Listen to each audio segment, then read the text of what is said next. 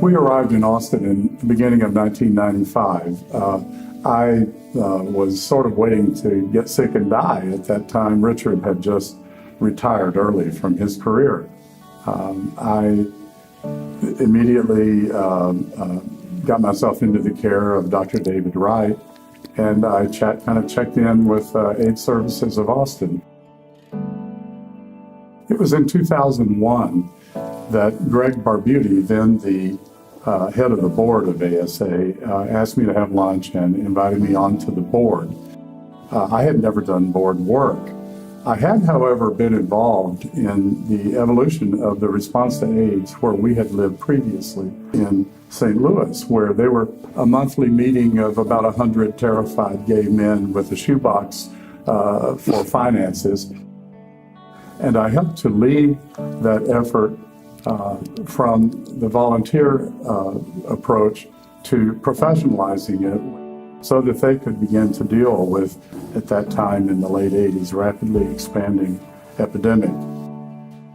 Then when we arrived in Austin, I was amazed to find that Austin had already progressed far beyond St. Louis and had an excellent staff in place.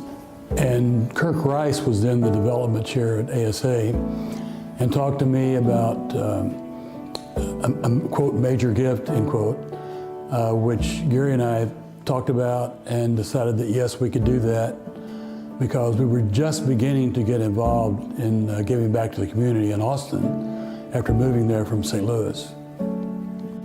Then someone on the board moved into the position of development director, and that was Rita Garza. We call her Hurricane Rita.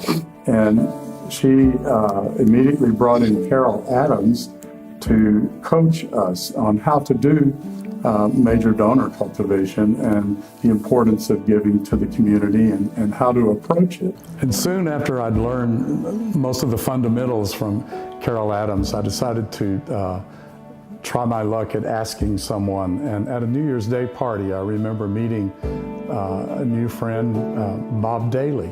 And I said to Bob, not knowing just how wonderful and generous Bob is by nature, I sort of nervously asked him if he would like to be a star partner and donate, I think it was $1,500 to AIDS Services of Austin. And he, without hesitation, agreed.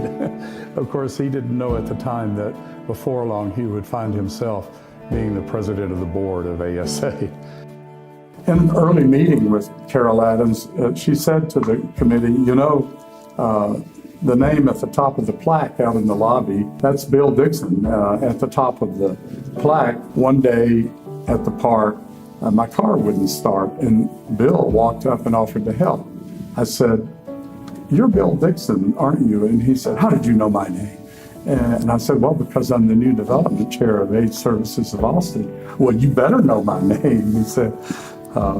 And Bill then began to be an example to Richard and me in how and the importance of philanthropy and how to give to the community. And of course, we didn't have the capacity Bill has, so but we could do the best we could for a stretch gift for us. So we decided to do that because we were no longer scrimping and saving, so we could retire early, me at 51 and Gary at 49. We had a little more money to play with. And we decided this was a good way of use of that money, so we upped our game there. I think we would both agree that looking back, the most gratifying thing about our involvement in civic engagement and working in the response to HIV is to be able to be a participant and as well as an observer of how the response to AIDS moved from terrified men with a shoebox to watching AIDS Services of Austin develop a very competent effort to get clients into care, many of whom had never had care before, and to be able to watch them go from responding to the crisis to getting their clients into care and teaching them to be compliant with treatment protocols, to now this very exciting new ability to provide